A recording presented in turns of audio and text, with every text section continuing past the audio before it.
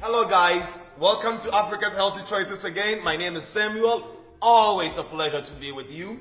And today we are talking about something very important, and this is oils. One of the things that are killing us a lot are oils. Oils. So let's take our time and go through this. There are so many types of oils out there, it's becoming ridiculous. There's the animal oil, which are the baddest. There's the plant oils. And many years ago, just about 50 or so years ago, we discredited animal oils because they had too many trans fats, they had too many saturation in it. And then there came the vegetable oils. The vegetable oil meaning the plant oils, which were not so saturated. That means saturated means it has too many, the chemical structure is too rigid, or it is too hard. When it gets in the cell, it disrupts it and brings along a lot of diseases. So everybody went to vegetable oils. And then came these seed oils. So plant oils, you can pretty much get oil out of any plant. You can get oil out of any plant. But it depends on where you are getting it and how you are getting it. I have these oils here. This is the Mazola oil, the corn oil. And this is a vegetable oil, which is actually, if you turn the back, it is soya bean oil. And then there's the pure canola oil. Now, my brothers and sisters, the seed oils are not good. These are not natural oils. These are artificially manufactured oils. Take something, for instance, corn oil.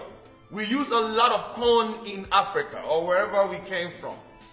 And whenever have you done, say, banku or kenke, and all of a sudden seen oil on top of the cocoa or the banku? It never happens. How are they then getting the oil? Or take something compared to something like peanut. The minute you put the peanut on fire, you get a nice form of oil on top, because the oil is in there, highly concentrated, and it's in there. Corn is not a meaningful source of oil, so how is the oil being obtained? And I want to tell you that it goes through a rigorous process. For those who are watching on YouTube, there is a link down here where you can see how these vegetable oils are made. They go through a rigorous mechanical process. Through that process, they get the raw oil. To help them harvest more oil out of the corn, they use a chemical known as hexene. Hexene is the same chemical that is used in Saudi Arabia and in all the coast to get oils from crude oil, to get crude oil. How can you use something that is used for gasoline, that is used to harvest gasoline from crude oil, and then use it to harvest something that we are eating? They'll say, oh, we are going to take the oil out. You cannot take it out. It is in there. We're going to take the hexene out. You can't. Hexene is actually very harmful to your health, has been associated with all kinds of neurological and some even cancers. So that is one of the bad things. After you harvest the oil looks dark like crude oil, so they bleach it. They take it, and you see all of this. This is a Discovery Channel tube, Discovery Channel video, where they actually tell you that these oils are bleached. So this nice fresh color you are seeing, that is not from the corn or the soya bean. That is from the bleaching. After it is bleached, it stinks. So what do? They deodorize it. So what you end up with is a lab manufactured oil that is absolutely not good for you. What is more, it contains too much omega-6. Omega-6, as we will find out later when we go to the cancer-causing food, every oil comes in with omega-6 and omega-3. The one we need to protect our brain from strokes and our heart from heart attack is omega-3. But then these oils are coming in with a high concentration of omega-6, which is competing against the omega-3. So you take the oil and you think it's good, and you end up not even getting enough omega-3 in there.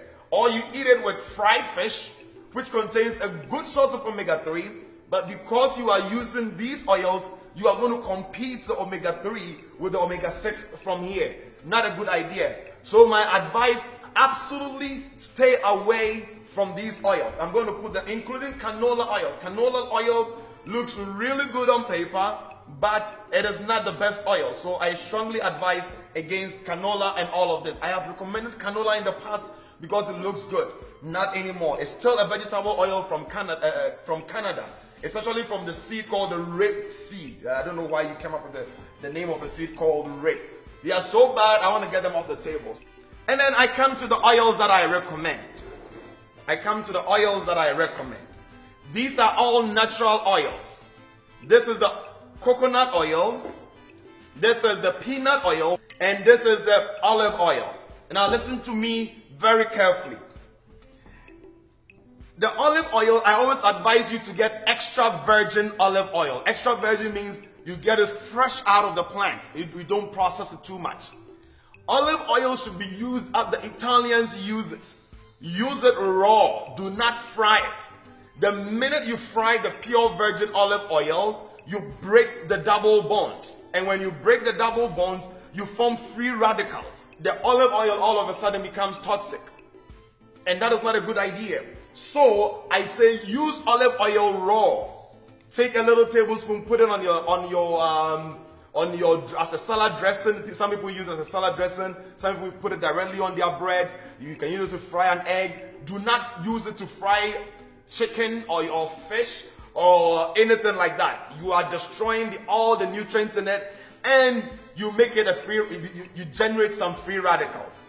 Otherwise, this is an excellent source of omega-3, a lot of monosaturated fatty acid, which brings down your bad cholesterol, increases your good cholesterol, good protection for the heart and the brain. Absolutely love it. Use it the right way, olive oil. So then, which oils can you use for deep frying? Which are the oils that you can use for deep frying? And it is these two. There's a third one which they don't have in America, which is the palm kernel oil. Believe it or not, yes. The palm kernel oil, which Africans disregard as the oil for poor people. But it is one of the most stable oils that can resist high temperatures, and it doesn't decompose. If you leave it, because it has a lot of saturation, it doesn't decompose. These oils are the plant oils that are very saturated. Saturated means they don't have the double bonds like these, so they stay fresh for a very long time. That is actually the reason why coconut oil will be solid in room temperature. Only in room temperature. The minute you increase the temperature a little bit, it becomes oil. Now, you can use the coconut oil or the peanut oil for your stews, to fry anything you want to fry. The coconut oil has a lot of coconut smell in it, so people do not really like it for stews. That is fine. If you don't like the smell, which I do love it because I think it's a fresh Caribbean smell, you can always go for the peanut oil. And the peanut oil is also a natural form of oil. It's not tempered with like these other oils that we got rid of, and they resist high temperatures. All the oils, no matter which one you look at, comes in with about 120 calories. This is about 120 calories per tablespoon. Per a little tablespoon, you put the oil in a bunch of calories. So when you're making your stews, use just a little bit. For instance, this is a quarter of a cup, which is 4 tablespoons. If you can see it, a small little quarter of a cup, 4 tablespoons. So just by putting this in my stew, it's 480 calories. Now, we are saying we are cutting 500 calories a day. So if this is 480 and you get rid of it, you don't even put it at all in your stew, you save yourself 180 calories. If you put just 2 tablespoons, you save yourself 240 calories. 240 calories is me on the treadmill for 24 minutes, me walking for about an hour and 10 minutes. That is not acceptable. So always make sure that you are using a really little amount of oil. And when you are frying, guys, make sure you are not frying fish.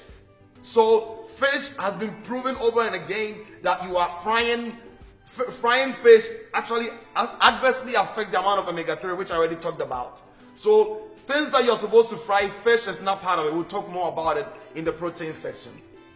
Africans love to have their oils in the saucepan, keep it in the oven, and then when Akwesi wants to fry the plantain, they use it. This oil is in there for 2-3 months. Studies have shown that by frying the oil and refrying, you are introducing a lot of free radicals in there. One of them is known as HNE. It's a very long name, HNE. Several studies have shown that HNE has a bad effect, causes Parkinson's, Alzheimer's, neurological issues, heart disease, and even some cancers. So I strongly advise use the oil maximum twice or maximum 3 times. Pour the oil out.